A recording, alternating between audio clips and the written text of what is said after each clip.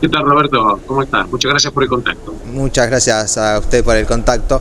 Bueno, estamos en los primeros días de Trump, tenemos a nivel internacional un cese al fuego en Medio Oriente, pero quería preguntarle acerca de cuál es el plan o cuál es la estrategia que puede seguir el presidente estadounidense para empezar a garantizar la paz a nivel mundial. Él dijo en alguna ocasión que si él estuviera como presidente, los conflictos bélicos se hubiesen acabado mucho antes o hubiese acabado más rápido de cuando estaba el presidente Biden, no solo en Medio Oriente, sino también el conflicto que está teniendo Rusia con Ucrania. Pero justamente quería consultarle qué plan o qué estrategia quiere seguir Trump para garantizar la paz, o por lo menos para no extender la guerra.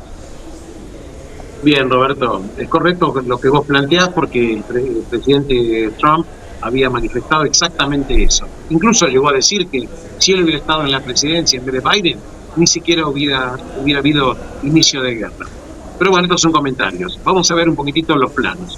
Primer tema, la guerra de Rusia con Ucrania, cuando Rusia invade a Ucrania en febrero del año 2022. Sí.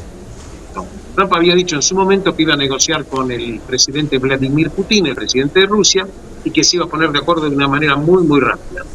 La verdad es que te quiero comentar dos cosas respecto al tema. Primero, que Trump ya está hablando con el presidente ruso Vladimir Putin, quien Putin oficialmente dijo que está encantado de estar en las negociaciones para terminar el conflicto con Ucrania.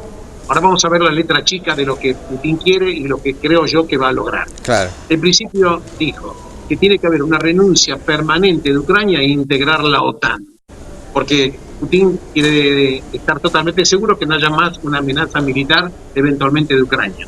En segunda instancia, Putin dijo que los territorios ya conquistados, que son los oblasts, que son el equivalente de provincias o en el idioma ruso, sí, los territorios que Rusia ya tomó de Ucrania no van a ser devueltos por Rusia. ¿Correcto? Quiere decir que Ucrania finalmente lo que va a tener que aceptar, según lo que dijo Putin, y yo personalmente creo que va a insistir fuertemente y creo que va a lograr casi todo lo que él plantea, de que, bueno, Ucrania va a perder parte de su territorio. Cuando hablo del territorio de Ucrania, hablo de la parte del este, que ahí donde es verdad existían también personas rusas que estaban viviendo en Ucrania. Esa parte Rusia no la piensa devolver y exige la contraprestación de que, bueno, finalmente Ucrania tenga el compromiso, avalado por naciones que lo respalden, de que no va nunca más a solicitar el ingreso a la OTAN, esta organización militar de la cual también forma parte Estados Unidos de Norteamérica. Personalmente creo que como Trump tiene un diálogo fluido con Putin, que más allá de los fuegos de artificio que vamos a ver de las negociaciones, creo que en líneas generales, Roberto, líneas generales, este va a ser el plan. Un plan que por supuesto a Putin lo dejaría contento, y claro, ¿cuál sería el premio consuelo que se llevaría Ucrania? Bueno, eventualmente alguna condonación de deudas que ha contraído con respecto a este conflicto, y eventualmente también ayuda financiera para reconstruir la infraestructura de Ucrania, que ha quedado severa y gravemente dañada, para lo cual se van a abrir oportunidades de negocios para muchas empresas que van a tener que reconstruir la infraestructura. Consecuencia, en el caso de Rusia, negociaciones para que Ucrania finalmente sea presionado para aceptar estas condiciones.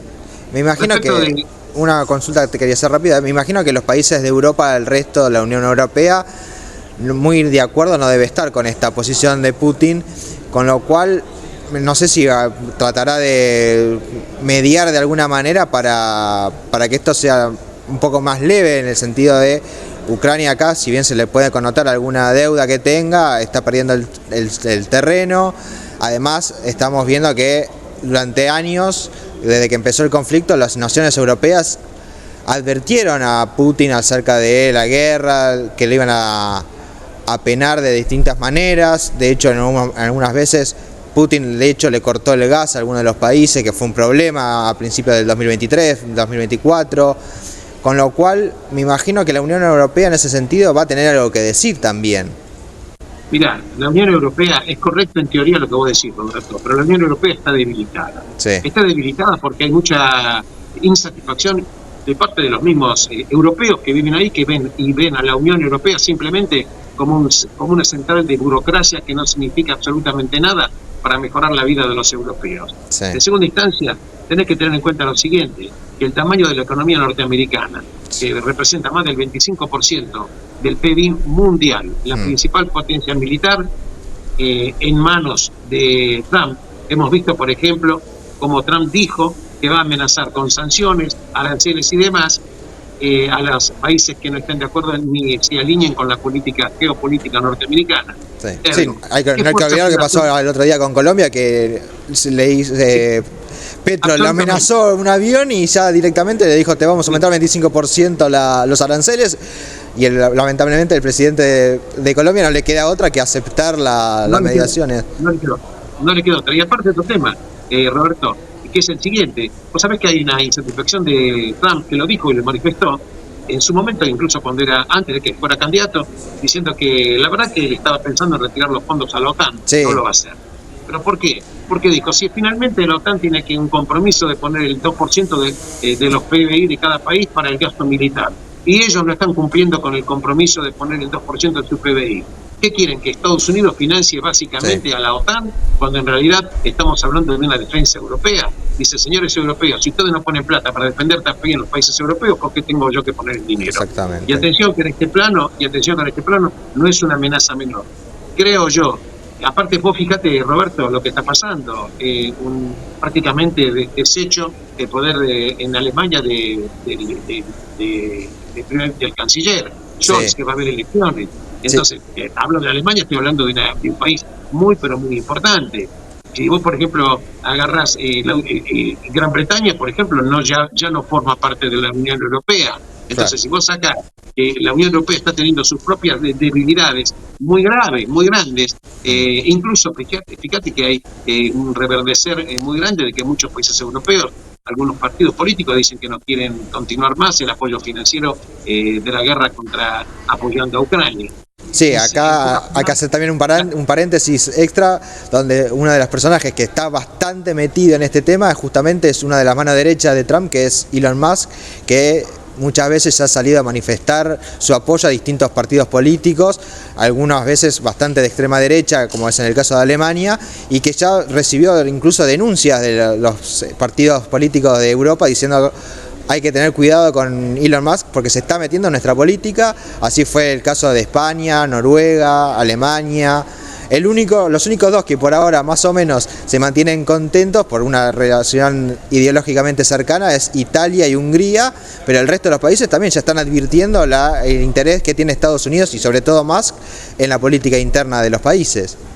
Pero fíjate vos, lo que es correcto tu comentario, porque Elon Musk manifestó con la cercanía con el partido alemán AfD, Alternative Deutschland, en alemán, que quiere decir que es un partido de extrema derecha, que es probable que sea que tenga el poder en Alemania. Fíjate que Macron en Francia prácticamente desdibujado bastante, y es probable que Marine Le Pen sea la próxima presidente de Francia.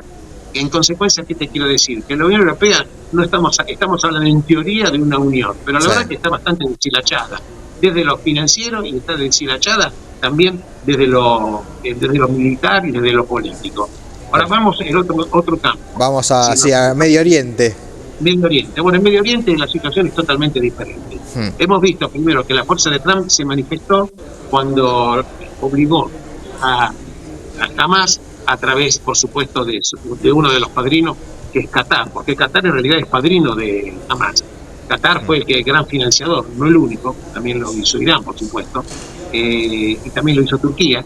Es el gran financiador y fue el gran financiador de Hamas, cuyos dineros fueron utilizados a razón de $50 millones mensuales que Qatar hacía mandar a Hamas a través del aeropuerto de Tel Aviv, que llegaba en efectivo, y que en definitiva, en vez de construirse viviendas, se construyó una infraestructura militar gigantesca y armamento. ¿Qué pasó acá? En realidad, Trump aprieta y le dice unos días antes de asumir yo la presidencia norteamericana, cosa que sucedió el 20 de enero del 2025, jamás no acepto un alto el fuego y no se ponen de acuerdo, les voy a provocar un infierno. Sí. Obviamente, acá jamás recibió una presión fuerte, muy fuerte de Qatar y por supuesto de Egipto, lo logra poner en la mesa de negociaciones, pero aclaro, jamás hizo un alto el fuego, no hay paz ni va a haber paz tampoco. Esto también lo quiero comentar porque hay que entender, conozco muy bien el tema de Medio Oriente, me he reunido en esa zona muchísimas veces, soy un gran estudioso de ese tema. No va a haber paz, porque el tema de Hamas es irreconciliable la paz, porque su propia carta fundamental del Hamas, que data de 1988, de agosto del 88, establece, y lo siguen repitiendo diariamente, la destrucción del Estado de Israel y expulsar a los judíos. Más aún, dice la carta del Hamas, echar a todas las personas, a todos los que no sean islámicos desde esa zona ya, y dice la carta, como lo hemos hecho con otros pueblos en la antigüedad. Quiere decir que en el caso concreto de Trump, claro que puso su fuerza, mandó al enviado Witkoff a negociar con Qatar, que por supuesto Qatar, presionado en este momento, obligó a Hamas a decir, bueno, vamos a hacer este acuerdo, que es un acuerdo que tiene sus pros y sus contras. El acuerdo en sí es malo para Israel, pero Israel hizo bien en firmarlo también. Esto te lo quiero decir. Sí. Porque en esta primera etapa se habla de liberar a 33 rehenes. La primera etapa, en los primeros 42 días desde que se firmó el acuerdo, se liberaron hasta ahora 7, creo que se van a liberar esta semana, otras 7 personas más, pero de los 26 que queda para liberar, ya dijo oficialmente Hamas que 8 son bolsas con cadáveres. Sí. Es terrible esto que te estoy diciendo, pero esta es la verdad. Y esto también hay que entender de que esto es con respecto a Hamas.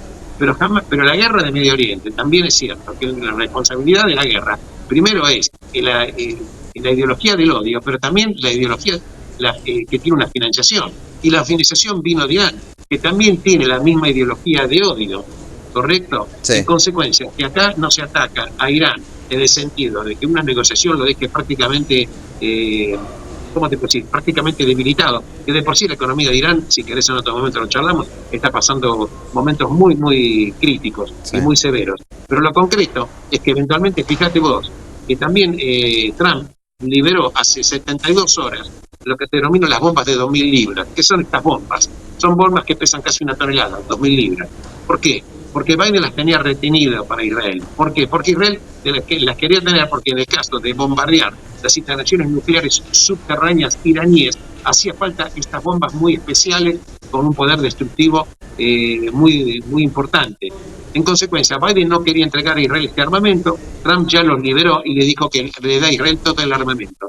Le está diciendo a Irán, señoras y señores, que ustedes si no se ponen de alguna manera a negociar algo, en realidad lo que voy a hacer es finalmente desatar el infierno. ¿Desatar el infierno qué es? Atacar instalaciones petroleras iraníes que no fueron atacadas todavía y atacar el otro sitio, que son los sitios de donde se está haciendo la tecnología nuclear, que en realidad está avanzadísimo.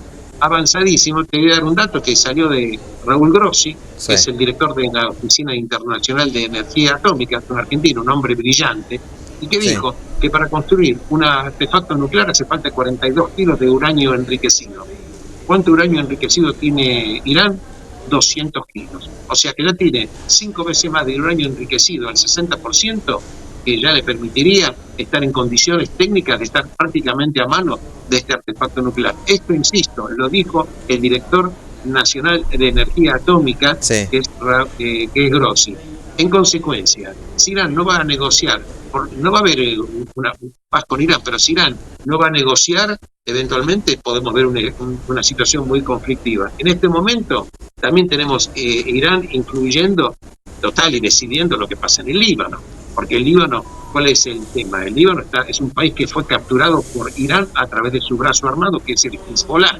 Se había hablado, ahora que este acuerdo que estaba venciendo estos días, se iba a extender por 18 días más, y Hezbollah en el día de hoy, mientras vos y yo estamos hablando, Roberto, Hezbollah está diciendo que no quiere una extensión de este alto el fuego.